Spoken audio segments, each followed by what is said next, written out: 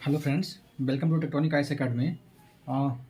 आई hope कि आप लोग सब अच्छे होंगे और अच्छे से अपना तैयारी कर रहे होंगे, पूरा जोशो जुनून के साथ लगे हुए होंगे। और हम लोग साथ में प्रिपरेशन कर रहे हैं। उसमें जीएस का आज एक नया टॉपिक लाए हैं दोस्तों। जीएस 1 का सेक्शन 2 जो होता है, करंट अफेयर्स का होता है, उसका एक नया टॉपिक लाए हैं जो श्रीलंका क्राइसिस से रिलेटेड है। एक्चुअली बहुत सा टॉपिक हम ला रहे हैं जिसको भी India Bangladesh, India Nepal, India Sri Lanka. तो ऐसा नहीं समझिएगा कि कुछ टॉपिक जो इम्पोर्टेंट नहीं है वो करवा रहे हैं। जो इम्पोर्टेंट है कुछ टॉपिक हम कवर किए हैं, जैसे कि ब्रिक्स हो गया, एससीओ हो गया, I2E2 हो गया, IPEF हो गया, इंडो पैसिफिक इकोनॉमिक फ्रेमवर्क हो गया, इंडिया ऑस्ट्रेलिया का ट्रेड डील हो गया, इवन इंडिया यूएई का ट्रेड डील बहुत इंपॉर्टेंट है। बट आप लोग समझ नहीं रहे हैं क्योंकि मैं देखा हूँ बहुत कम व्यू है उसमें, बहुत कम लोग देखे हैं। बट ये बहुत ही इंपॉर्टेंट है इंडिया यूएई का ट्रेड डील। और इसमें से मैं करवा रहा हूँ ना, तो 64th में इंडिया नेपाल का ड्रेस ने पूछ लिया था।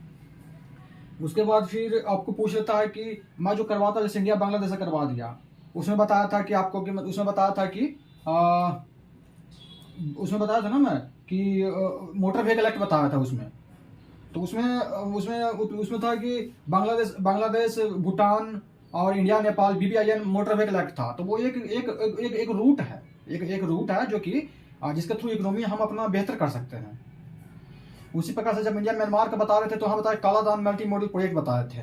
तो ये सब एक रूट है जिसके थ्रू इंडिया का रीच बढ़ेगा नॉर्थ ईस्ट रीजन में। उसी तरह से हम जब इंडिया अफगानिस्तान देखेंगे या और भी कंट्री देखेंगे, इंडिया ईरान देखेंगे, तो वहाँ देखेंगे कि वहाँ देखेंगे कि चबाहर पोर्ट के थ्रू कैसे इंडिया सेंट्रल एशिया में घुसने की कोशिश कर रहा है। चबाहर पोर्ट के थ्रू कि चबाहर पोर्ट है जो अफगानिस्तान तक जाती है, वहाँ से कैसे अफगानिस्तान से कैसे जरांज दिलारम हाईवे वहाँ से कैसे बनाया है, वहाँ से कैसे हम फिर फर्दर तुर्कमेनिस्तान, किर्गिस्तान, कजाकिस्तान, रसिया तक कैसे पहुँच सकते हैं। वहाँ फिर नॉर्थ साउथ ट्रेड कॉरिडोर वगैरह है, international north south trade corridor जिसको रसिया से जोड़ने की बात हो रहा है, तो वो है। तो ऐसा नहीं है कि जो टॉपिक पढ़ाते हैं सिर्फ उससे वही क्वेश्चन टैकल नहीं होगा, उससे कोई भी क्वेश्चन टैकल हो सकता है। अगर नॉलेज है ना तो उससे कोई भी क्वेश्चन टैकल हो सकता है। उससे मतलब कि हम लोग का बेसिकली सारा चीज, जैसे कि हम लोग का अगर हम लोग का पूछता है कि इंडिया का एक्टिस्ट पॉलिसी पूछता है, इंडिया का नेबरहुड फर्स्ट पॉलिसी पूछता है, इंडिया का लुकिश पॉलिसी पूछता है, इंडिया का लुक बेस्ट पॉलिसी पूछता है, या इंडिया का अगर इतना सा पढ़ा हुआ रहेगा ना, इतना सारा पॉइंट कवर किया हुआ रहेगा ना, तो किसी कंट्री का ना आते हुए भी हम डिस्कस कर सकते हैं डिस्कशन। तो सिर्फ ये नहीं है कि जो सिर्फ करवा रहे हैं तो बहुत ज्यादा इंपॉर्टेंट इसलिए करवा रहे हैं, कुछ लोग इसलिए भी करवा रहे हैं ना ताकि बेस बन जाए। जब बेस बना हुआ रहेगा ना तो कोई क्वेश्चन को हर क्वेश्चन अच्छा से लिखा जा सकता है। कुछ क्वेश्चन का जो या कहीं से पढ़ेंगे कहीं और यूज होगा, वो सिर्फ मेंस में ही दिखेगा, आंसर राइटिंग में। तो इसलिए करवा रहे हैं दोस्तों। आज करवाते हैं तो हाईली इंपॉर्टेंट टॉपिक है क्योंकि इंडिया का नेबरहुड, डायरेक्ट नेबरहुड से रिलेटेड है और श्रीलंका क्राइसिस के बारे में। तो हमेशा की तरह कैसे करेंगे इसको, हमेशा की तरह इसको और इंट्रो देखेंगे, क्राइसिस देखेंगे कि क्राइसिस क्यों क्राइसिस कितना तरह का क्राइसिस वहां पर डेवलप हो गया है, रीजन देखेंगे इसका क्या क्यों क्राइसिस आया, क्राइसिस में इकोनॉमिक रीजन, कोविड-19 का क्या था, अलग अलग फैक्टर्स देखेंगे।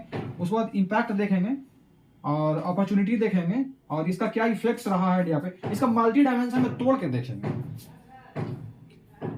दोस्तों स्टार्ट करने से पहले एक चीज बोल देते हैं कि बगल में कंस्ट्रक्शन का काम थोड़ा चालू हो गया है, तो कि मोस्ट प्रोबेबली आज थोड़ा सा प्रॉब्लम होगा या कल तक हो सकता है। तो आप लोग अगर थोड़ा साउंड में डिस्टर्बेंस आएगा तो थोड़ा सा आप लोग बस कोऑपरेट कीजिए, ज़्यादा इशू नहीं होगा, बस हल्का कभी कभी थोड़ा सा आएगा। तो देखते हैं दोस्तों, इंट्रो में देखते हैं। इंट्रो में ज़्यादा कुछ करने की जरूरत नहीं है, इतना तो पता है कि इंडिया का नेबरहुड में है, ये श्रीलंका है, ये इंडिया है, यहाँ पे पाक स्टेट आता है, पता है ना इतना। तो इंट्रो में बस लिख देंगे कि इंडिया जो श्रीलंका जो है 22 मिलियन पीपल, 22 मिलियन मतलब क्या हो गया, 220 लाख या 2 करोड़ 20 लाख, 2 करोड़ 20 लाख इसको कहेंगे, इतना लाख हो गया, या इसको कहेंगे 2 करोड़ 20 लाख। ठीक है ना, इतना सा छोटा सा एक आइलैंड है, इतना पॉपुलेशन है इसका, 2 करोड़ 20 लाख या 22 मिलियन के हैं या 220 लाख के हैं पॉपुलेशन का कंट्री है, जहां पे इन्फ्लेशन अभी देखा गया है ना 66% इन्फ्लेशन है, 66% इन्फ्लेशन है अक्टूबर 2022 में। 2022 से पहले देखेंगे ना, 2022 से पहले देखेंगे ना तो वहां पे इन्फ्लेशन बहुत ही कम था, वहां पे इन्फ्लेशन 6, 7, 8 नॉर्मल रहता था, बढ़ना चालू किया ना वहां से 17, 18, 20, अभी 66% इन्फ्लेशन पहुंच गया। महीना तो 70%, हाँ पिछला महीना 70% था, अभी घट करके थोड़ा सा आया है, तो अभी 60 से 70 के बीच में है, 66 से 70 क्या ऑलमोस्ट है ना ये। तो ये सब है, दिखा देंगे। अगर क्वेश्चन पूछता है क्राइसिस के रिस्पेक्ट में क्वेश्चन पूछता है तो क्राइसिस का एक इन्फ्लेशन का पॉइंट दिखा देंगे, इसे समझ में आएगा कि हाँ हमारा इंट्रो सही जा रहा है। ठीक है ना। अगर क्वेश्चन पूछता है इंडिया श्रीलंका के रिलेशन पूछता है तब हम वहाँ पे फिर हम बुद्धिज्म का कैसे क्या एंगल है, बुद्धिज्म का हम लोग का लंबा रिलेशनशिप रहा है, कल्चरल टाई है हम लोग का, साथ में हम लोग का मतलब ब्रिटिश रूल किया साथ में, बहुत ही जो बाउंड्री शेयर करते हैं हम लोग। तमिल का है, हाँ तमिल का है, नॉर्थ में तमिल बसे हुए हैं। तो जितना भी एंगल दिमाग में आएगा ना, जो भी दिमाग में तुम्हारे आ रहा है ना, तो वो सब डाल देना यहाँ पे, ठीक है ना। जब ऐसा रिलेशन पूछेगा तो अब अगर पूछ रहा है कि इन्फ्लेशन क्राइसिस के बारे में पूछ रहा, तो दिखाना पड़ेगा कि हाँ वहाँ पे क्राइसिस है, अभी उसका प्रूफ है इन्फ्लेशन, ठीक है ना। क्योंकि जैसा क्वेश्चन रहेगा ना उसके हिसाब से इंट्रो देना बहुत जरूरी है। इंट्रो से समझ में आना चाहिए कि हाँ आगे कैसे किस डायरेक्शन में आंसर जा रहा है, ठीक है ना। क्राइसिस देखते हैं, तो क्राइसिस में अगर पढ़ा हुआ नहीं है सही से, तो क्राइसिस कोई भी देखेगा ना तो सिंपल क्राइसिस समझेगा कि हाँ क्राइसिस है। लेकिन क्राइसिस को भी हम तोड़ दिए हैं, कैसे? इकोनॉमिक क्राइसिस को अलग कर दिए हैं, ह्यूमैनिटेरियन क्राइसिस को अलग कर दिए हैं, और उसको पॉलिटिकल क्राइसिस को अलग कर दिए हैं। और सच में तीनों क्राइसिस है वहां पे। इकोनॉमिक क्राइसिस देखेंगे तो कुछ कुछ पॉइंट यहाँ पे ड्रॉप कर देंगे, जैसे कि वहां पे फॉरेन रिजर्व है ना बहुत ही लोएस्ट लेवल पे आ गया, वहां पे आ गया फॉरेन रिजर्व। आगे दिखाएंगे फॉरेन रिजर्व कैसे कैसे घटा कितना है अभी। तो फॉरेन रिजर्व है ना लोएस्ट लेवल पर आ गया है। इन्फ्लेशन बहुत ज्यादा है, डेटा दे दिए हैं 66% इन्फ्लेशन है। टैक्स कर 2019 का क्या था ना, 2019 का इलेक्शन था, तो 2019 के इलेक्शन में, प्रेसिडेंशियल इलेक्शन में ना, जो गोताबाया राजपक्षा जो है वहां के जो प्रेसिडेंट थे अभी क्राइसिस से पहले, वो बोले ना कि हम टैक्स कट लाएंगे।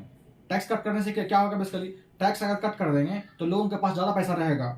अगर टैक्स कम चुका रहे हैं तो लोगों के पास ज्यादा पैसा रहेगा। अब लोगों के पास ज्यादा पैसा रहेगा तो ज्यादा सामान खरीदेंगे, ज्यादा सामान खरीदेंगे तो ज्यादा प्रोडक्शन होगा, ज्यादा प्रोडक्शन होगा तो वेल बीइंग आएगा, इकोनॉमिक ग्रोथ होगा। मतलब इस तरह से ये एक पॉलिसी है जो बहुत लोग फॉलो करते हैं, बहुत सा कंट्री फॉलो करता है। इवन कभी कभी इंडिया भी बहुत बार ऐसा फॉलो किया इन फ्यूचर में। क्या होता है, आरबीआई जब कोई निकालती है तो क्या करती है कि टैक्स कम कर देती है।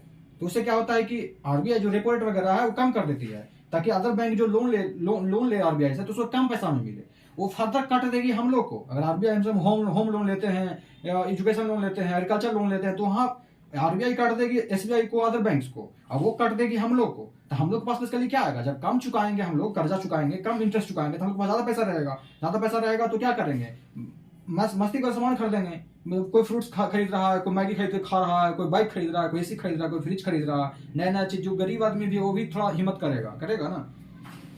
तो उससे क्या होगा कि इकोनॉमिक ग्रोथ होगा। लेकिन यहाँ पर एक्चुअली प्रॉब्लम क्या हो गया ना कि 2019 में, मतलब 2019 में तो 2019 के इलेक्शन में बोले थे कि हम टैक्स कट देंगे, और 2019 के इलेक्शन हुआ तो 2020 मतलब टैक्स कट तो दिए, इलेक्शन जीतने के बाद टैक्स कट दिए। लेकिन 20 के मार्च में तो सोचो कोरोना आ गया। तो 2020 के मार्च में कोरोना आ गया, तो कोरोना में क्या हुआ, अब लोग जो बाहर जाना था उन लोगों को तो बंद हो गया।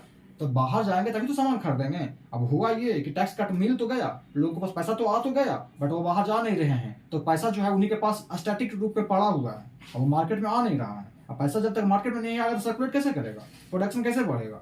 तो उल्टा हो गया, ये उल्टा हो गया। और ये टैक्स कट जो था ना वो डिजास्टर्स साबित हो गया।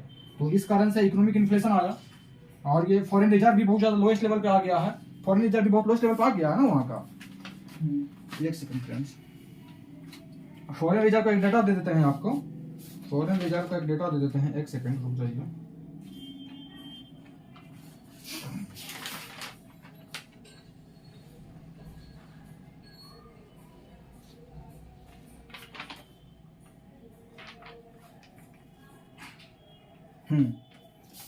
वहाँ पे तो लिखा हुआ है, कहीं लिखे होंगे। हाँ फॉरेन रिजर्व, हाँ लिखा हुआ तो है ना यहाँ पे। इफ पॉइंट, हाँ ठीक है।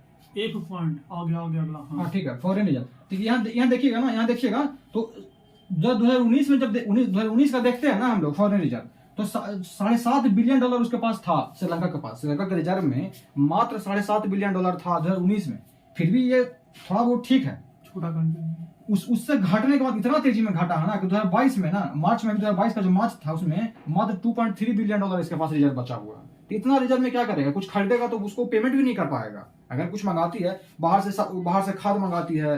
और श्रीलंका एक्चुअली क्या है ना, एक छोटा कंट्री है, जैसे इंडिया ऐसा बड़ा कंट्री नहीं है। इंडिया के पास क्या, इंडिया इतना बड़ा कंट्री है ना कि अगर क्राइसिस भी आएगा ना तो उतना ज्यादा इन्फ्लेशन हम लोग के पास नहीं होगा, क्योंकि हम लोग इन्फ्लेशन तभी ज्यादा आएगा ना बेसिकली बाहर से इंपोर्ट करने में, तभी तो हमारा फॉरेन रिजर्व खर्चा होगा ना। इंडिया के पास इतना सारा स्टेट है ना कि कुछ ना कुछ हर स्टेट कुछ ना कुछ प्रोड्यूस करता है। अगर बिहार है जो कि चावल गेहूं प्रोड्यूस कर रहा है हमारा, तो केरला है जो कि हमारा नारियल प्रोड्यूस कर रहा है, मसाला प्रोड्यूस कर रहा है। उस तरह से हमारा एमपी है जो तेल प्रोड्यूस कर रहा है हमारा ज्यादा। तो हर है ना खैनी तक प्रोड्यूस कर रहे हैं, खा रहे हैं। तो हम लोग कुछ ना कुछ मतलब कि प्रोड्यूस कर रहे हैं।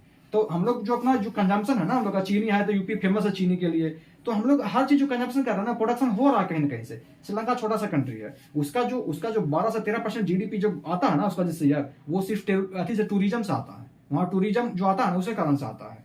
और जो मैक्सिमम चीज वो इम्पोर्ट करते हैं, छोटा छोटा चीज जैसे चीनी हो गया, पेपर हो गया, ऑयल तो हर कोई इम्पोर्ट करता है, तो छोटा छोटा चीज भी वो ना राइस उगाते हैं, और भीट भी वो इम्पोर्ट करते हैं।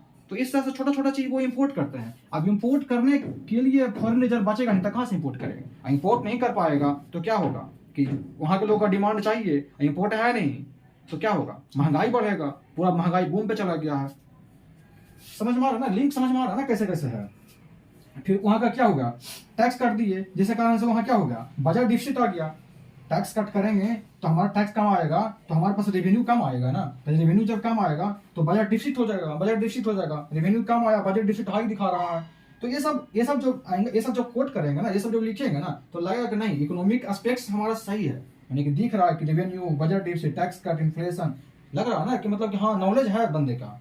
तो ये सब थोड़ा सा ये ध्यान रखना पड़ेगा, ये सब चीज का। ह्यूमैनिटेरियन असिस्टेंस देखेंगे, ह्यूमैनिटेरियन क्राइसिस देखेंगे, तो कैसे है वहां पे इतना फूड शॉर्टेज हो गया ना कि एक United Nation World Food Programme जो है, पता है ना, यूनाइटेड नेशन का एक बॉडी है, United Nation World Food Programme, एक मतलब कि इसका एक सर्वे आया था, एक मतलब कि एक अपना रिपोर्ट निकाली थी, उसमें बता रही थी कि श्रीलंका में अभी मतलब कि हर 10 में से जो 9 लोग हैं ना, या तो अपना खाना है ना जो टाल रहे हैं एक टाइम के लिए, या फिर वहाँ के ना वहाँ पे अपना खाने को ना स्ट्रेच करते रहते हैं। मतलब कि अभी खाना थोड़ा थोड़ा करके, एक टाइम जो प्रॉपर होता है ना कि लंच कर रहे हैं, प्रॉपर डिनर कर रहे हैं, तो ऐसा नहीं कि एक टाइम प्रॉपर लंच कर रहे हैं, प्रॉपर डिनर कर रहे हैं, थोड़ा सा खाना आ गया उसको थोड़ा सा भी खाए, थोड़ा सा शाम में खाए, थोड़ा सा कल खाए, एक ही टाइम में खाना का स्ट्रेच कर रहे हैं। माने हर 10 में से 9 लोग ऐसे हैं ना जो कि या तो अपने खाने को मतलब कि अपने खाने को मतलब कि डिले कर रहे हैं, मतलब कि अपने पोस्टपोन कर रहे हैं, मतलब कि नहीं खा रहे हैं, एक ही टाइम खा रहे हैं, या उसको खाने को बचा बचा कर लेट तक स्ट्रेच कर रहे हैं। हर 10 में से 9 लोग। मैं सोच लो कितना क्राइसिस है वहाँ पे। उसमें से एक United Nation World Food Programme का ही एक डेटा था, उसमें बताया हुआ था कि 3 मिलियन लोग वहाँ पे हैं ना अभी जो इमरजेंसी ह्यूमैनिटेरियन एड ले रहे हैं वहाँ पे, जिनके पास कुछ है ही नहीं खाने पीने का। 3 मिलियन माने 30 लाख, 3 मिलियन मतलब 30 लाख, 2 करोड़ 20 लाख का पॉपुलेशन है, उसमें से ऐसे देखो ना कि 22 मिलियन का पॉपुलेशन है, उसमें 3 मिलियन है, बहुत बड़ा नंबर है। तो इतना लोग वहाँ की एड ले रहे हैं खाने के लिए, बाहर से ले रहे हैं। हेल्थ में अभी न्यूज में आया था कि हर जगह यूट्यूब चल रहा था कि वहाँ का जो डॉक्टर लोग है ना, वहाँ का जो डॉक्टर लोग है वो क्या कह रहे हैं ना कि अति कर रहे हैं, मतलब गुजारिश कर रहे हैं लोगों को, वहाँ पे बोल रहे हैं कि जो अदर कंट्री के लोग हैं, कुछ अगर हैं बड़ा बिजनेसमैन है, तो हमारे यहाँ जो मेडिकल इक्विपमेंट्स होता है उसका शॉर्टेज हो गया, आप भेजिए। न्यूज में नहीं चल रहा था, अगर देखोगे तो न्यूज चल रहा था। तो इतना ज्यादा वहाँ पे प्रॉब्लम है। तो अगर हेल्थ नहीं है, फूड नहीं है, मेडिसिन नहीं अवेलेबल है, तो ये ह्यूमैनिटेरियन क्राइसिस है ना ये वहाँ के लोगों के लिए। पॉलिटिकल क्राइसिस सेम तरह का है। एंटी गवर्नमेंट प्रोटेस्ट तो वहाँ बहुत पहले से चलते रहता है हमेशा। फिर क्या हुआ, जब क्राइसिस आया तो वहाँ का 26 मिनिस्टर जो थे ना, वहाँ के जितने भी मिनिस्टर थे ना गोताबाया राजपक्षा के अथी में मैंने कि उनके अथी में मतलब सरकार गवर्नमेंट में सारे लोग रिजिग्नेशन दे दिए। ये दोनों भाई है ना पूरा गद्दी पे बैठा हुआ, गद्दी पकड़ करके, हम तो छोड़ेंगे ही नहीं गद्दी को, एकदम फेविकॉल लगा के है ना, वो गाना फेविकॉल के जोर से एकदम चिपके हुए हैं। कौन? प्रेसिडेंट गोताबाया राजपक्षा और पीएम महिंदा राजपक्षा छोड़ ही नहीं रहे हैं। तब वहाँ का जनता लोग क्या किया, देखा कि ये चोट्टा हटेगा नहीं ऐसे करके, इकोनॉमी को भट्ठा बुला दिया, इकोनॉमी का हटेगा नहीं।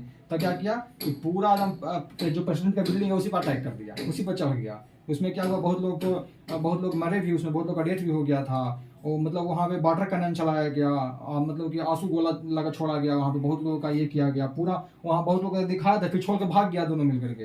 वहाँ पे दिखाया था कि उनका स्विमिंग पूल में जाकर के नहा रहा है, कुछ लोग बड़ा मस्ती कर रहा है। तो ये सब ये क्या है, ये पॉलिटिकल क्राइसिस है। अगर किसी कंट्री का सारा मिनिस्टर से रिजाइन कर दे, वहाँ का पीएम वहाँ का प्रेसिडेंट छोड़ के भाग जाए, और उनका स्विमिंग पूल में, उसका ऑफिस में जाके उनका स्विमिंग पूल में जाके कोई चिल कर रहा है, धूप से कर रहा है। ये क्या है, ये पॉलिटिकल क्राइसिस है, अनस्टेबिलिटी है, पॉलिटिकल इनस्टेबिलिटी है वहाँ पे। उसके बाद फिर क्या हुआ, उसके बाद फिर रानी विक्रम सिंघे का जो पार्टी है वो वहाँ पे कोलिशन गवर्नमेंट बनाई है अभी, ठीक है ना। तो ये सब है, पॉलिटिकल क्राइसिस है। उसके बाद अब रीजन देखते हैं कि क्यों क्राइसिस क्यों आया। ये तो देख लिए कि क्राइसिस का 3 डायमेंशन देख लिए, इकोनॉमिक क्राइसिस है, ह्यूमैनिटेरियन क्राइसिस है, पॉलिटिकल क्राइसिस है। अलग अलग लेवल में क्राइसिस है, अलग अलग स्टेज पे। अब उसको प्रूफ करने के लिए कुछ पॉइंट्स भी है। अब हम बताएंगे कि क्राइसिस आखिर हुआ है, तो ये क्राइसिस 3 तरह का क्राइसिस डेवलप हो गया। तो क्यों डेवलप हुआ क्राइसिस? तो कोई एक रीजन नहीं है, उसका बहुत सारा रीजन है। उसका देखेंगे कि इकोनॉमिक रीजन क्या है, कोविड-19 कैसे उसको लाया, ऑर्गेनिक फार्मिंग कैसे लाया, रशिया यूक्रेन वार कैसे क्राइसिस को अवधि किया, आगे भी देखेंगे बहुत सारा पॉइंट। तो रीजन देखते हैं, पहले रीजन देखने से पहले थोड़ा सा पॉइंट देख लेते हैं। वहाँ एक सिविल वार चल रहा था, पता है ना, लिट्टे वगैरह का सिविल वार चल रहा था। तमिल का, और जो सिन्हाली लोग है वो तमिल को, जो नॉर्दर्न रीजन में जो तमिल लोग बसे हैं उसको नहीं मानते थे, तो उसको वहां पे एक सिविल वार चल रहा था। जो 2009 में क्या हुआ ना, 26 साल के बाद 2009 में 26 साल के बाद 2009 में ना सिविल वार खत्म हुआ वहां पे फाइनली।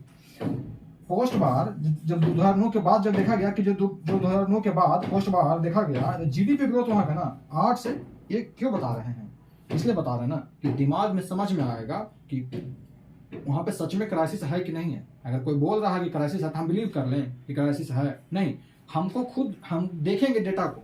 इतना कैपेबिलिटी होना चाहिए, जैसे सिविल सर्वेंट बनने जा रहे हैं तो इतना कैपेबल होना चाहिए, हम डेटा को देख के एनालाइज कर सके कि हाँ सच में वहां पे कुछ प्रॉब्लम था या नहीं था।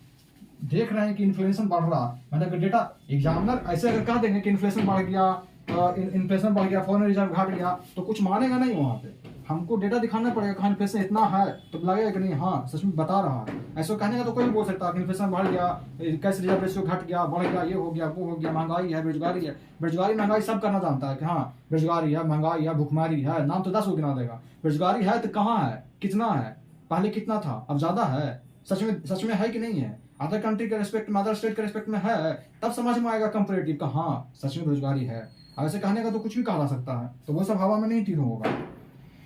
तो पोस्ट वार जो था जीडीपी ग्रोथ 8 से 9% उसका ग्रोथ 2012 तक चलते रहा था। 2012 तक देखेंगे ना तो 8% के रेट से ग्रो कर रहा था, 8% के रेट से ग्रो कर रहा था, ठीक है। लेकिन जीडीपी 2013 में देखें ना, 2013 के बाद देख रहे हैं ना, ये जो 8-9% है आधा हो गया, सडनली आधा हो गया। इसका रीजन क्या था? इसका रीजन था कि इसका एक्सपोर्ट ना धीरे धीरे बहुत ही घट गया, और इंपोर्ट था ना धीरे धीरे वो बढ़ते चला गया। इंपोर्ट ऐसे तो इंपोर्ट ही करता है बहुत सारा चीज, और इंपोर्ट और बढ़ते चला जाएगा तो होगा ना, इसका जीडीपी धीरे धीरे ऑलरेडी कम रहा था। उसके बाद देखते हैं 2008 में ग्लोबल क्राइसिस आया था, ग्लोबल फाइनेंशियल क्राइसिस आया था 2008 में, सबको पता है। तो उसमें क्या हुआ ना, उसमें भी ये श्रीलंका भी इसमें बहुत बुरा इफेक्ट आया 2008 के इकोनॉमिक क्राइसिस में।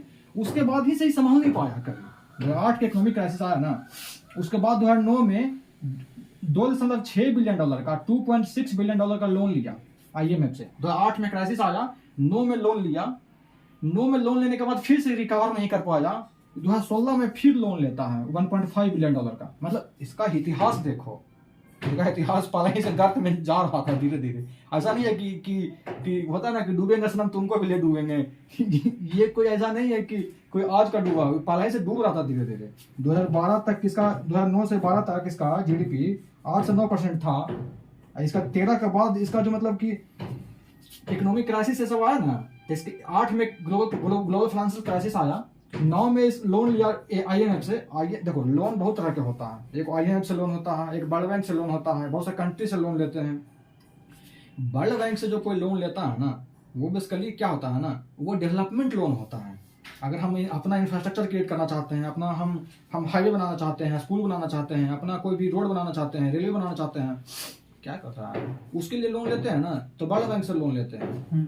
और आईएमएफ जो लोन है ना, जो सेवियर है, हम समझ रहा है कि अंतिम आत्मा है। अगर कहीं आत्मा का शांति नहीं मिल रहा है ना, तब अब आईएमएफ शांति देता है। मतलब आईएमएफ क्या, वही जाते हैं ना जो भूले भटके जाते हैं, जिसको मारा फिरा रहता है, इसको कोई नहीं पूछता है, तो आईएमएफ लोन तभी मिलता है। बहुत सारा कंडीशन लगा था। हाँ वही, इसलिए तो लोन मतलब नहीं लेना चाहते हैं, क्योंकि जब मारे फिर जाते हैं ना, इतना तरह का तुमको पूरा इकोनॉमी को रेगुलेट करेगा कि तुम टैक्स इतना दे सकते हो, इतना कर सकते हो, आप अपना लोगों पर इतना टैक्स लगाइए, ये चीज आप इतना फ्री भी नहीं बांट सकते हैं, इतना चीजें ये नहीं कर सकते हैं, आपको पॉलिसी तुमको पूरा एकदम चेंज कर देगा वो।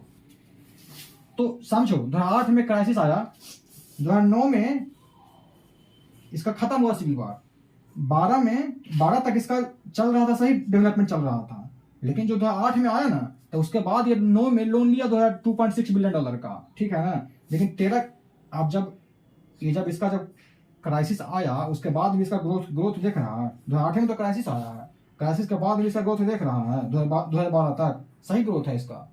लेकिन 13 से इसका ग्रोथ भी कम हो गया, ठीक है, 13 से ग्रोथ भी कम हो गया, और धीरे धीरे ग्रोथ कम हो गया ना, तो इसको फिर लोन लेना पड़ गया 2016 में। मैंने संभाला नहीं, 1.5 बिलियन का फिर से लोन लिया, इसमें 2.6, इसमें 1.5 बिलियन का।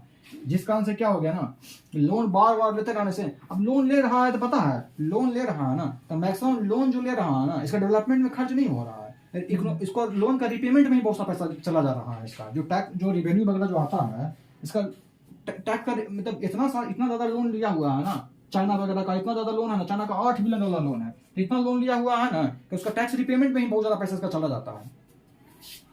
समझ रहे हो ना? ये सब बस हिस्ट्री बता रहे हैं, उसका हिस्ट्री खराब रहा है कुछ समय से भी। फिर इकोनॉमिक क्राइसिस देखते हैं कैसे कैसे आया, तो क्राइसिस देखते हैं, पहला क्राइसिस इकोनॉमिक क्राइसिस देखते हैं कैसे वहाँ पे आया। ईस्टर बॉम्ब ब्लास्ट हुआ था वहाँ पे, वहाँ का कुछ चर्च में ना, वहाँ का चर्च में पब्लिक प्लेस पे लगातार बॉम्बिंग हुआ था 2019 में बहुत जगह में। इसमें करीब 250 से ज़्यादा लोग का डेथ हो गया था यहाँ पे, 250 से ज़्यादा लोग मरे थे, उसमें सब लोग 40-50 लोग फॉरेनर भी थे। तो इसके बाद क्या हो गया ना, इसके बाद क्या हुआ ना, वहाँ पे राइट छिड़ गया। वहाँ पे मुस्लिम और जो वहाँ क्रिश्चियन जो भी लोग हैं ना, क्रिश्चियन और मुस्लिम जो भी अदर जो है ना, जो वहाँ पे जो भी रिलीजन वगैरह, और मुस्लिम का वहाँ पे ना, हिंदू मुस्लिम और क्रिश्चियन मुस्लिम जो भी का राइट छिड़ गया, एक तरह से मुस्लिम का अगेंस्ट राइट छिड़ गया वहाँ पे। तो वहाँ पे सिचुएशन और भी खराब हो गया। अब बताओ किसी कंट्री में इस तरह का बॉम्ब ब्लास्ट होगा, इतना छोटा कंट्री है जिसका कि GDP का हमारा 12-13% हमारा सिर्फ टूरिज्म से आ रहा है, तो कितना इफेक्ट होगा। 2000 इसका दिखा रहा है कि बॉम्ब ब्लास्ट से पहले 2018 तक इसका 2 पॉइंट मतलब कि मिलियन में आते थे यहाँ पे विजिट करने। और इसका 2019 के बाद ना सडन इसका टूरिज्म में जो टूरिस्ट विजिट करने आते हैं ना, सडन ड्रॉप हुआ है इसका। उसके बाद टैक्स कट बताए अभी, तो वो समझ में आ रहा है ना, अच्छे से समझाएं टैक्स कट, कैसे टैक्स कट से रेवेन्यू कम हो गया, बजाय डिफिसिट बढ़ गया, समझाए ना सर।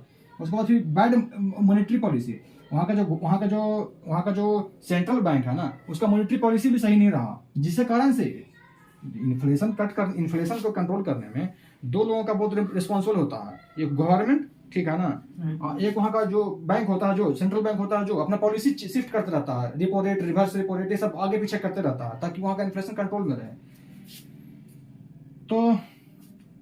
तो वहाँ का जो मॉनेटरी पॉलिसी था ना, वो भी सही नहीं था, इस कारण से वहाँ पे इन्फ्लेशन बढ़ गया तो क्या हुआ, प्रोटेस्ट बढ़ गया। प्रोटेस्ट अभी जो मारपीट हुआ, पॉलिटिकल जो दंगा हुआ, उसमें प्रोटेस्ट ही तो हुआ ना, इस कारण से क्या हुआ, प्रोटेस्ट हुआ तो बिजनेस और नॉर्मल बिजनेस और ठप हो गया। अब प्रोटेस्ट हो रहा है तो बिजनेस होगा नहीं ना होगा, तो एक दूसरे का रिपल इफेक्ट दिखा, एक कारण दूसरा कारण तीसरा हो रहा है, ठीक है ना। फिर कोविड-19 देखो, एक्सपोर्ट कोविड-19 के समय में क्या, हर जगह हर मार्केट बंद हो गया, कहीं से कोई शिपमेंट नहीं जा रहा है, कहीं से कुछ नहीं जा रहा है, सब सारा ट्रांसपोर्ट वगैरह रुक गया था, रुका ना कोरोना में।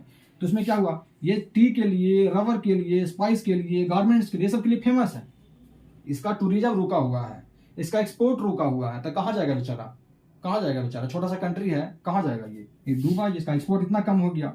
फिर से कोरोना के समय में टूरिज्म और भी कम हो गया, पहले से तो टूरिज्म कम ही घट ही रहा था कि ईस्टर बॉम्ब ब्लास्ट हुआ था 2019 में, इसमें बहुत फॉरेनर लोग मर गए थे।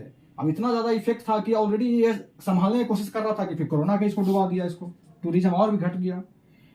फिर गवर्नमेंट एक्सपेंडिचर बढ़ाया, अब सोचा गवर्नमेंट कि हम गवर्नमेंट एक्सपेंडिचर को थोड़ा बढ़ाते हैं, क्योंकि सब कुछ एकदम चौपट हो गया है, तो गवर्नमेंट एक्सपेंडिचर बढ़ाया, जिससे कारण से फिस्कल डिफिसिट और बढ़ गया। डिफिसिट रेवेन्यू है नहीं, अब बढ़ाते जाएगा, बताए तो यहाँ पे लिंक किए ना कि टैक्स कट दिया तो बजट डिफिसिट बढ़ गया, क्योंकि उसके पास रेवेन्यू नहीं था, और रेवेन्यू कम है, उसमें भी तुम एक्सपेंडिचर बढ़ाओगे तो क्या होगा, डिफिसिट तो बढ़ेगा ही ना, फिस्कल डिफिसिट और बढ़ेगा ना, पैसा और बजट के लिए घटेगा ना धीरे धीरे। फिर ऑर्गेनिक फार्मिंग देखो, वहाँ तो रातों रात क्या हुआ ना कि जो गोता भैया जो बचा है ना, रात को सो रहा था, ठीक है, उसको सपना आता है, बगवा रहा सपना में, ओह लगता है ना कि अब हमको ना ऑर्गेनिक फार्मिंग की तरफ जाना चाहिए, कुछ ना चमत्कारी काम करना चाहिए, जिससे कि ना मतलब कि पूरा दुनिया देश ना पूरा हमारा एकदम बहुत ना मतलब कि एकदम माने हमको, हेल्दी हो जाए। हाँ एकदम पूरा। अब सपना आया, अब उठा और सारे मिनिस्टर का मीटिंग बुला के बोलता है क्या कि 2021 से हम फर्टिलाइजर को बैन कर देते हैं, और ना हम एक ना पहला वर्ल्ड का ऐसा कंट्री होंगे ना जो 100% फुल्ली ऑर्गेनिक फार्मिंग होंगे। अब डूबा तो वही वाला बतिया ना कि डूबेंगे सनम ले के साथ में ना, वही हुआ। एवरेज आउटपुट क्या हो गया ना उसका, राइस वहाँ प्रोड्यूस करता था और भीड़ तो इम्पोर्टे करता जाता, राइस प्रोड्यूस करता, उसका राइस का प्रोडक्शन, टोटल प्रोडक्शन ओवरऑल देखेगा ना एग्रीकल्चर का 50% गिर गया तुरंत में, 50% उसका आउटपुट गिर गया एग्रीकल्चर का। सोचो 21 में बैन लगा दिया फर्टिलाइजर का, कुछ नहीं कि बैन हो गया, कंप्लीटली बैन, कोई फर्टिलाइजर नहीं, कोई पेस्टिसाइड नहीं आएगा कंट्री में, सब बैन। उसके बाद आउटपुट गिर गया, इन्फ्लेशन क्या होगा, जब प्रोडक्शन नहीं हो रहा है, प्रोडक्शन नहीं हो रहा है तो Demand इन्फ्लेशन तो बढ़ेगा। होबे ना करेगा। लोगों को डिमांड बढ़ेगा, चाहिए है नहीं, बढ़ेगा, महंगाई बढ़ेगा, पूरा इन्फ्लेशन और बढ़ गया। हर चीज में देखो ना इन्फ्लेशन धीरे धीरे बढ़ते, हर नेगेटिव की तरफ जा रहा है, हर चीज इन्फ्लेशन बढ़ गया इसका। अब इकोनॉमिक इमरजेंसी लगा दिया, गोताबाया सोचा ऐसे रहेगा तो काम नहीं होगा, अब काम बिगड़ गया है, हम ही से बिगड़ गया है, सपना देखे अब उसे से कर दिए, काम बिगड़ गया, एक इकोनॉमिक इमरजेंसी लगा दिया, इमरजेंसी लगा दिया। तो अभी वहाँ का लोग और पैनिक हो गया वहाँ पे सिचुएशन। अब वहाँ का वहाँ का जो बड़े बड़े लोग हैं, जो ट्रेडर वगैरह हैं, होर्डिंग करना चालू कर दिए, पूरा चावल मार गोदाम भर भर के चावल रख ले हैं, गेहूँ रख ले हैं, होर्डिंग होगा ना, ये सब समय में तो होर्डिंग होता है, रख रख करके बहुत महंगा महंगा पैसा में बेच रहे हैं। तो ये सब क्राइसिस, ऑर्गेनिक फार्मिंग का क्राइसिस आया। फिर रशिया यूक्रेन बात हुआ तो क्या हुआ, टूरिज्म और घटा, क्योंकि रशिया से या यूक्रेन से बहुत लोग टूरिस्ट विजिट करते हैं यहाँ पे, तो टूरिज्म और घटा।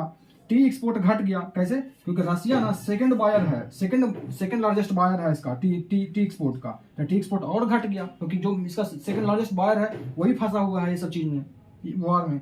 इंपोर्ट, ऑयल का इंपोर्ट कितना महंगा हो गया, रशिया से कहीं ऑयल आ नहीं रहा है, और अदर कंट्री है वो धीरे धीरे ऑयल का रेट और बढ़ाते जा रहा है, तो क्या हुआ, इंपोर्ट धीरे धीरे प्रोडक्शन कट करते जा रहा है, तो ऑयल का इंपोर्ट और अदर चीज का जो इंपोर्ट है ना और भी कॉस्टली हो गया, समझ रहे हो ना।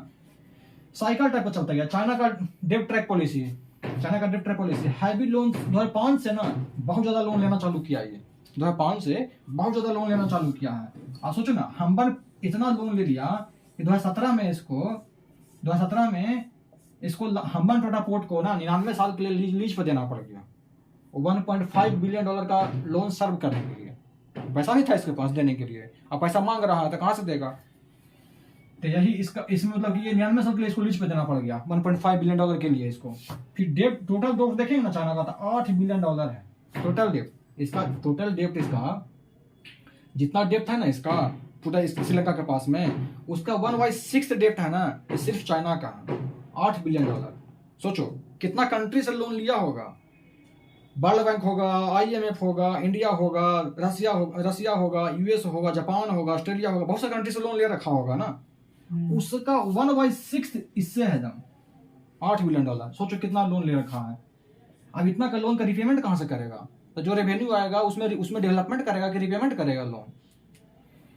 फॉरेन रिजर्व देखो, अभी तो बताया कि 7.5 बिलियन डॉलर से घट करके तुरंत 2.3 बिलियन डॉलर आ गया है इसका, बहुत कम है। अब डेप्ट इसका जो इसका क्या है, अब इसका फॉरेन रिजर्व जो बचा है डेप्ट का रिपेमेंट करेगा कि क्या करेगा, ये समझ नहीं आ रहा है इसको। फिर इस तरह से पॉलिटिकल इनस्टेबिलिटी अभी डिस्कस किए हैं। और करप्शन, वहां पे गवर्नमेंट में करप्शन भी बहुत ज्यादा है, गवर्नमेंट में करप्शन या होर्डिंग वगैरह बहुत ज्यादा हुआ, ये सब चीज में तो क्राइसिस को और बढ़ा दिया। तो ये सब चीज है, इसमें खाली एक लाइन लिख देना, ये सब पॉइंट उतना इंपॉर्टेंट नहीं है, इसलिए लास्ट में लिखे हैं, ठीक है ना। उसके बाद इम्पैक्ट ऑन इंडिया, आप जैसे कि ये तो देख लीजिए कि क्राइसिस कितना तरह का क्राइसिस था, उसका क्या रीजन था ये तो देख लीजिए, लेकिन इंडिया पे क्या इम्पैक्ट आया ये देखना पड़ेगा ना, और इंडिया के लिए क्या अपॉर्चुनिटी था ये भी इंपॉर्टेंट है, क्योंकि कोई सोचेगा नहीं कैसा पूछ सकता है क्वेश्चन कि कोई क्राइसिस में हो रहा है तो इंडिया के लिए क्या अपॉर्चुनिटी है, वही है ना कि अगर कोई डूब रहा है ना तो किसी दूसरे के लिए क्या अपॉर्चुनिटी है। हाँ तुम मरो तो हम खोजेंगे कि तुम्हारे मौत पे बैठ के कैसे तांडव करेंगे हम, मतलब वही है ना कि किसी के मौत पे दूसरे की जिंदगी कैसे मिल रहा है ना, वो वाली बात है कि ये अपॉर्चुनिटी कैसे है इंडिया के लिए। देखेंगे पहले इम्पैक्ट देखते हैं कि इंडिया पे क्या इम्पैक्ट होगा। जैसे कि एक्सपोर्ट है, इंडिया जितना एक्सपोर्ट करता है ना वर्ल्ड को, पूरा वर्ल्ड में इंडिया का जितना एक्सपोर्ट होता है उसका शेयर, ऐसे समझना कि वर्ल्ड जितना इंडिया जितना वर्ल्ड को एक्सपोर्ट करता है उसका 2.1% शेयर है ना, जो हम लोग 2015 में फाइनेंशियल ईयर में श्रीलंका को एक्सपोर्ट कर रहे थे, समझ रहा। इंडिया जितना वर्ल्ड को एक्सपोर्ट करता है टोटल, उसका 2.15% जो है हम श्रीलंका को एक्सपोर्ट करते हैं तो 2015 में फाइनेंशियल ईयर में, और अभी 2022 का फाइनेंशियल ईयर में जितना वर्ल्ड को एक्सपोर्ट करते हैं ना उसका मात्र हम 1.3% एक्सपोर्ट करते हैं। कितना घट गया है ये, और ये 2022 में जो है ना ये कुछ ही महीने में इतना घटा है ज्यादा ये, तो ये दिखा रहा है कि एक्सपोर्ट बहुत ज्यादा घट गया है हमारा, एक्सपोर्ट बढ़ना चाहिए था, घटा है ये।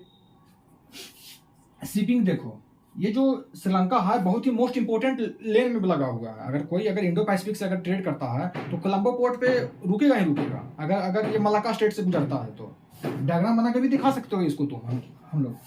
तो शिपिंग हो गया, शिपिंग इम्पैक्ट होगा, अगर क्राइसिस चलते रह गया तो शिपिंग इम्पैक्ट होगा ना, कोलंबो पोर्ट भी तो इम्पैक्ट होगा ना, वहाँ पे प्रोटेस्ट वगैरह होगा और भी कुछ होगा जिस कारण से सही से शिपिंग नहीं हो पाएगा, तो ये भी इम्पैक्ट होगा एक्सपोर्ट का, शिपिंग का। इन्वेस्टमेंट का। इंडिया का वहाँ पे बहुत ज़्यादा इन्वेस्टमेंट है रियल एस्टेट में, 3 फील्ड में बहुत ज़्यादा है, रियल एस्टेट में, पेट्रोल रिफाइनिंग में और मैन्युफैक्चरिंग सेक्टर में। अब अगर हमारा अगर वहाँ पे क्राइसिस रहेगा तो इन्वेस्टमेंट हमारा सेफ नहीं रहेगा, वहाँ पे सेफ नहीं रहेगा। माइग्रेशन, अभी से ही बहुत लोग जो है ना तमिलनाडु में माइग्रेट होना चालू कर दिए हैं। तमिलनाडु को गवर्नमेंट कुछ समय पहले ही तो पीएम के साथ मीटिंग कर रहे थे कि हम अपना जो यहाँ पे जो अपना कैसे इसको मतलब कि माइग्रेशन कैंप में इसको भेजेंगे और कैसे क्या क्या होना चाहिए नहीं होना चाहिए, पूरा हम लोग इसको देख रहे हैं। हम अपने पास कैसे इसको माइग्रेट करें, कैसे इसको हम लोग जो बेसिक कम्युनिटीज है कैसे प्रोवाइड करा सकते हैं इसको। तो माइग्रेशन का ये बहुत बड़ा इशू रहेगा ना। उसके बाद ऑटोमोबाइल सेक्टर का जो है ना, जैसे कि टाटा मोटर्स है या टीवीएस है, ये सब कंपनी क्या है ना, जैसे कोई भी गाड़ी बनती है ना तो कुछ उसमें किट लगता है। किट मतलब कुछ सामान का पैकेज होता है ना जो कि उस गाड़ी में लगता है। तो ये सब टीवीएस मोटर है, टाटा मोटर ये सब भेजती थी श्रीलंका में। वहाँ का जो मैन्युफैक्चरिंग प्लांट है ना उसमें लगाने के लिए यहाँ से कुछ सामान जाता था। अब ये सब भेजना बंद कर दिया क्योंकि देख रहा है कि इसका जो रिजर्व है हाई नहीं है। तुम्हारा पॉकेट खाली है, पॉकेट गर्म रहेगा तब ना भेजेगा कोई। पॉकेट खाली है तो देख रहा है कि इसका पॉकेट खाली है, अगर भेज देंगे तो हमको भी कंगाल बनाएगा, बोले है तो 5 साल के बाद देंगे। तो इसलिए कोई भेज नहीं रहा तो इंडिया का भी तो बिजनेस धीरे धीरे अफेक्ट हो रहा है ना एक तरह से। तो ये सब इम्पैक्ट इंडिया पर दिखा देंगे, 5 पॉइंट है ना, दिखा देंगे। अब देखते हैं अपॉर्चुनिटी फॉर इंडिया। हाँ, इसके मौत पे तांडव कैसे इंडिया कर सकता है, ये देखते हैं अपॉर्चुनिटी। अब देखो टी मार्केट, बहुत चाय बेचा है श्रीलंका, और सच में वहाँ पर चाय बहुत ज़्यादा होता है और वहाँ पर चाय सच में बहुत बिकता बहुत ज़्यादा है। इसीलिए टी मार्केट जितना तुर्की है, ईरान है, इराक है, जितना भी है ना मुस्लिम जो मेजॉरिटी कंट्रीज वो श्रीलंका से इंपोर्ट करते हैं चाय। और इवन रसिया भी बहुत बड़ा वायर है, ईरान भी बहुत बड़ा वायर है इसका। तो टी मार्केट अभी देखा गया है ना कि कुछ समय से देखा गया ना कि जितना भी टर्की है, ईरान है, इराक है, रसिया है ना, ये सब का जो देखे हैं कि ये सब का जो ऑर्डर है ना आना चालू हो गया है कलकत्ता में। और ये जो आसाम में है ना, आसाम का जो टी प्लांटेशन है ना, यहाँ पे ऑर्डर आना चालू हो गया। हमें दिख रहा है कि हाँ कुछ फायदा हो रहा है, लग रहा है। तो ये पॉजिटिव पॉइंट है। अप्रैल मार्केट, यहाँ से श्रीलंका से ना, अप्रैल मतलब होता है कपड़ा होता है, क्लोथ्स मार्केट। तो श्रीलंका के जो कुछ जो क्लोथ्स का जो ऑर्डर था ना, जो रहता था कहाँ पे, यूनाइटेड किंगडम हो गया, यूरोपियन यूनियन हो गया, ये सब जो बड़ा बड़ा कंट्री है ना उसके पास में। अब ये भी देखना चालू हो गया है कि वहाँ से कुछ ऑर्डर है ना इंडिया में आना चालू हो गया है। तमिलनाडु का सलेम है या कुछ अदर रीजन है जहाँ पे ज़्यादा कपड़ा प्रोडक्शन होता है, वहाँ पे ऑर्डर आना चालू हो गया है। तो ये पॉजिटिव साइन है, हाँ हमारा अपॉर्चुनिटी मिल रहा है चाइना का काउंटर करने के लिए। पहले तो तमिल सुनता ही नहीं था, ये लोग सुनता था नहीं सुनता था। ये लोग इतना चुट्टा है कि खा लेगा ना और फिर भी गाएगा नहीं। हिस्ट्री में बहुत बार ऐसा हुआ है कि बहुत बार बचाया गया है इसको इंडिया के द्वारा, फिर भी गाता नहीं है कभी। इस बार डूबा है पूरा अच्छे से, इस बार गाता है, पानी अटक गया है, बोल रहा है बचा लो। बताओ ये लोग को चाइना से मतलब कि चाइना के एकदम नथी में, मतलब चाइना के एकदम ये लोग, चाइना का बहुत ज्यादा इन्फ्लुएंस यहाँ बढ़ चुका है। अभी हमन टोटा वाला आया था ना केस कि चाइना एक शिप को डॉक करना चाहता था इंडिया के कहने पे।